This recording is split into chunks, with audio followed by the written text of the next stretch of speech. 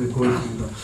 예, 이게 마무리가 아니라 시작이 되었으면 좋겠습니다. 우리 이덕기 교수님도 뭐 준비하신 바가 있는데 한 2, 3분으로 발표를 하셔서 다음에 또 논의할 기회가 있을 테니까 일단 얘기해 주시고.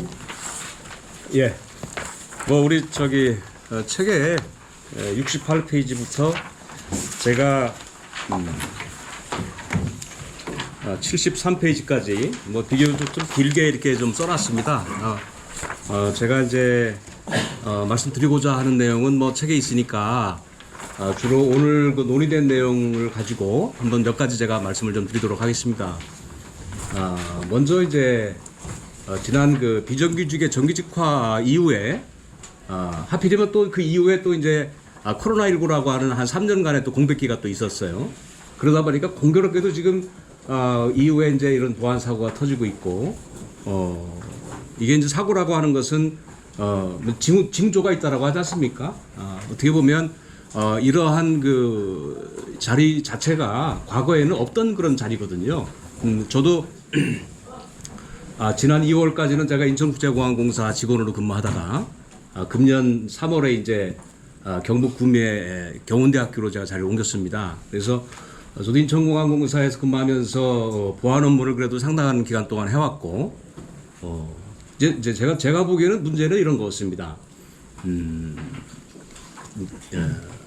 이제 전 정부 때죠. 전 정부 때 이제 비정규직의 정규직화가 되면서 자회사 체계로 지금 운영을 하고 있는 거란 말입니다. 근데 자회사를 만들려고 하는 근거가 없었어요. 그러다 보니까 정부에서 공기업 준정부기관 계약사무처리 규칙이라고 하는 것을 일부 개정을 해가지고 좀 무리하게 자회사 체계로 간 경향이 좀 있습니다. 더군다나 당시에 제가 보기에는 여러분들 그 인국공 사태 아시죠, 그죠? 인국공 사태라고 하는 거가 제가 그동안 공항에서 보안 업무를 쭉 해왔던 경험으로 봤을 때는 오히려 처원 경찰이 될 사람들은 우리 그 국가 중요 시설에 대한 보안 요원들을 지금 처원 경찰이 하고 있지 않습니까? 그게 이제 특수기관 경비원 제도가 만들어지면서 지금은 특수경비원 제도가 지금 운영이 되고 있고, 그리고 이제 그 이후에 보안 검색 요원들도 어떻게 하다가 보니까 특수경비원이라고 하는 그 제도 틀 안에 지금 있는 거거든요. 그러다 보니까 아까 쭉 말씀도 많이 나눴는데 결국은 제가 뭐 특수경비원을 그 어떤 직업적으로 비하를 하고자 하는 얘기는 아닙니다. 어쨌든 공항에서 보안 검색을 하고 있는 직원들이 일단은 특수경비원이다라고 하는 그 인식이 있습니다. 거기에 저는 동의를 할 수가 없는 겁니다. 왜냐하면 애초부터 우리 그 인천공항 개항되기 전에 그때는 보안 검색 요원은 항공사에서 용역을 통해서 하고 실제 그 감독이나 관리 책임은 경찰한테 있었던 거거든요.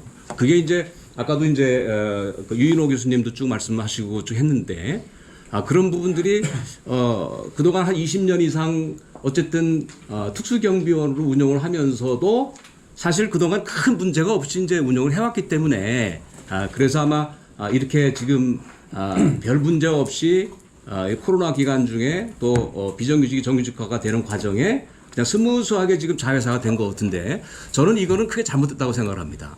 왜냐하면 이 업무 자체가 아까도 이제 우리 그 노동조합 쪽에서 말씀하셨는데 이게 현장의 정서 노동자이기도 하거든요. 우리 이제 보안 검색 요원들은 경우 아까도 이제 뭐 볼펜 얘기도 하셨는데 저도 공항에 있으면서 그런 사례를 무수히 많이 봤습니다. 근데 그거를 특수경비원이라고 하는 신분이기 때문에 해결할 수가 없는 겁니다. 더군다나 이번에 보안검색요원 중에 이제 형사 입건된 경우도 결국은 제가 보기에는 이 사람들이 별도의 신분이라고 하면, 그러니까 보안검색이라고 하는 별도 신분이라고 하는 게 있으면은 아마 그렇게까지는 가지 않았을 겁니다. 근데 단순하게 특수경비원이다라고 해왔기 때문에 아마 그런 어떤 거 좀 쉬운 그런 결정을 하지 않았는가 저는 그렇게 생각을 합니다. 그래서 이제 간단하게 말씀하시라고 하니까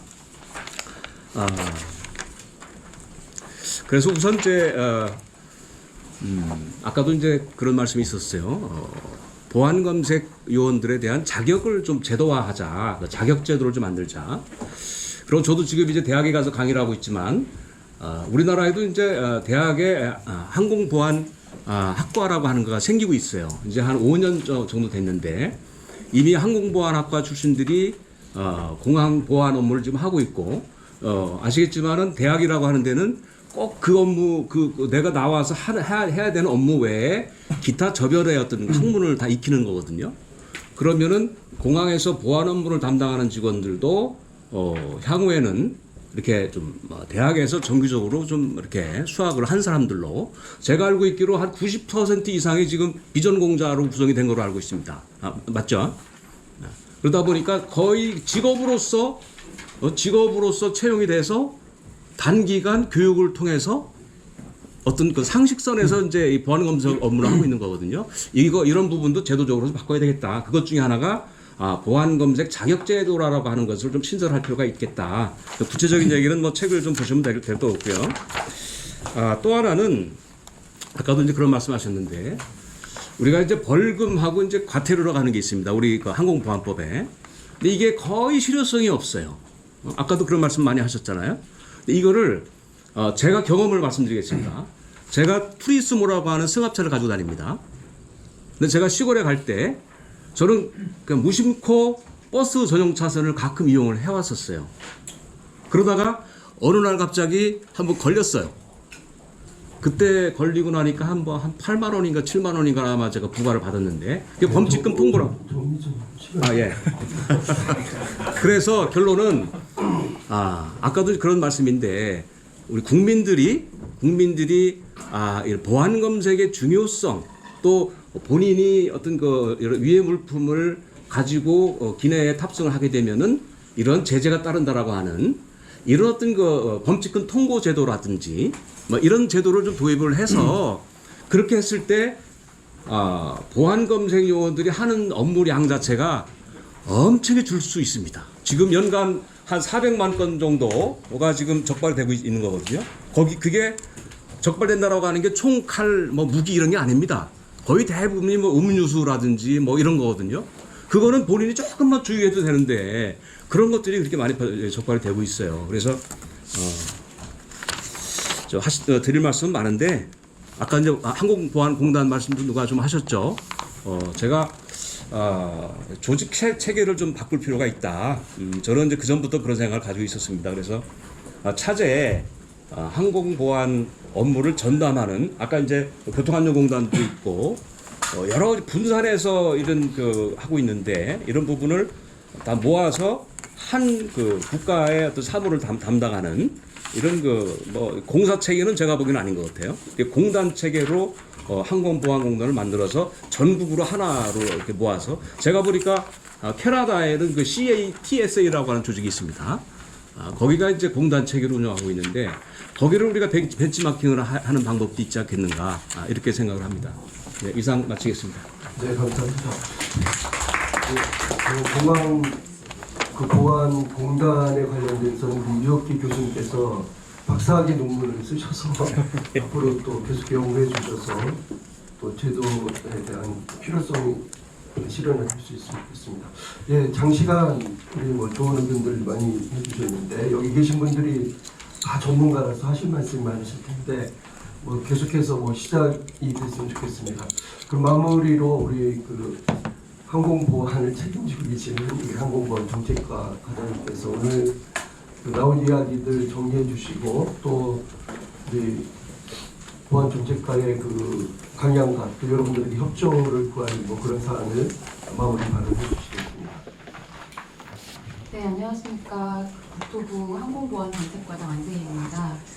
네, 최근에 여러 가지 유형의 보안 사고가 단순한 실탄, 기내 방위 측정해서 보안 검색 실패, 그리고 인적 검색 없이 이제 운영기 고장 나서 그냥 바로 통과시킨 경우, 그리고 뭐 비입구, 그다음에 불법 드론, 온갖 유형의 지금 보안 사고들이 주목을 받고 있는 것 같습니다.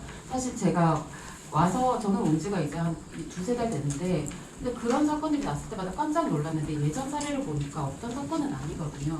근데 지금 이렇게 주목을 받는다는 게 그만큼 국민적인 관심과 우려도 크고 그리고 그 갑작스럽게 늘어난 항공 수요 급증에 저희가 지금 아직 대비하지 못한 보안 검색 요원들뿐만 아니고 저희 정부에서도 그 충분히 대비를 하지 못했던 것 같아서 저도 담당 부서장으로서 굉장히 큰 막중한 책임감을 느끼고 여기서 이제 그칠 게 아니고 저희도 오늘 거의 발표에서 거의 다 나온 것 같아요. 인적 그 처우 계산 전문성 강화 부분이라든지 명령 강화 그리고 처우 개선 자격 관리 그리고 그 벌칙 제도를 처벌 규정을 좀 합리적으로 개편해야 된다는 내용 그리고 보안 수수료 그리고 사실 보안공단 시설까지는 저희는 아직까지는 구체적으로 검토를 하고 있지 않은데요. 지금 방금 말씀드린 거는 저희도 지금 다 검토를 하고 있고 어느 정도 방향은 거의 좀 잡았습니다. 방향은 좀 잡았고 개선하는 부분에 대해서 단기적, 중기적으로 이렇게 개편하는 그런 시간 계획도 지금 잡고 있고요. 근데 지금부터는 저희가 그 대략적으로 잡은 개선 방안은 여기 계신 분들과 의사소통을 통해서 다듬어 갈 예정입니다. 그래서 학계 전문가분들과도 당연히 공유를 할 거고 공항공사, 항공사 그리고 자회사 실제 검색 업무를 하고 계신 분들까지 다 만나 뵙고 그리고 저희 지방청 감독관들 의견 수렴도 다 통해서 그리고 난 뒤에 대책이든 제도 개선 방향이든 작게든 아니면 다 묶어서든 발표를 할 예정입니다. 근데 저희도 그 여기 거기 발표해 주신 내용 대부분을 공감하지만 조심스러운 부분이 그 승객에 대한 새로운 벌칙 규정을 도입하는 거 하고 그 국민들에게 어떻게 보면은 공공요금의 일부처럼 이미 여겨지는 그 수수료, 공항 이용료를 상승시키는 그 문제에 대해서는 사실 국회와 국민적 우리 국민의 감정과 같이 가야 되는 문제이기 때문에 그거는 조금 조심스럽게 보고 있습니다. 그래서 근데 오늘 발표해 주신 분 중에 그 단순히 처벌만 강화하는 그거보다 현실적인 승객한테 페널티를 주는 예를 들면 프리패스 같은 걸 5년간 권리 박탈을 한다거나 일정 기간 정밀 검사를 받도록 한다는 그런 부분은 굉장히 좀 그 인상 깊었고요. 이거를 어떻게 제도화할 수 있을지도 고민해 보도록 하겠습니다. 오늘 이런 소중한 기회를 주셔서 이런 자리 만들어 주셔서 감사드리고 앞으로 의사소통하면서 다시 다 만나 뵙겠습니다. 감사합니다. 넬슨 만델라가 하는 말이 가장 최선의 무기는 함께 관련된 사안을 이야기하는 것이다. 그런 말씀을 하셨다고 합니다. 우리가 문제가 있으면은 함께 머리를 맞대고 의논하면은 나름 그 좋은 제도가 개발되지 않을까 생각합니다. 오늘 장시간 동안 이렇게 참석해 주셔서 여러분들의 의견을 다 듣지 못했는데 이렇게 또 자리를 마련해 주신다 그러니까 계속해서 좀 발전할 수 있는 그런 기회가 되었으면 좋겠습니다. 오늘 참석해 주셔서 감사합니다.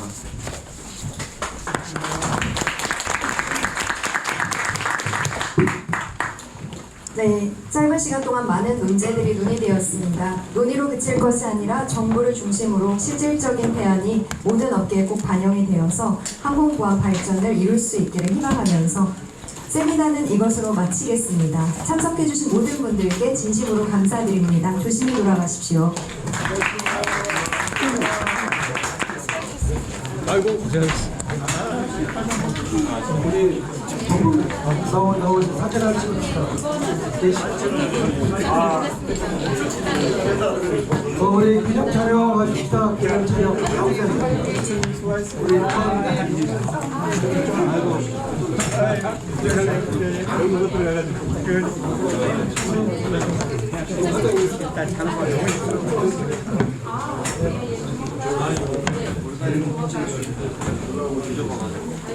우리 한번 해봅시다. 의자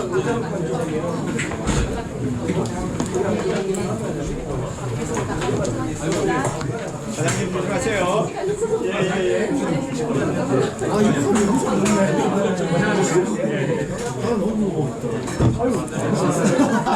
아 제가 갑자기 사진 대해서 교수님에 대해서 좀 모르겠어요. 나중에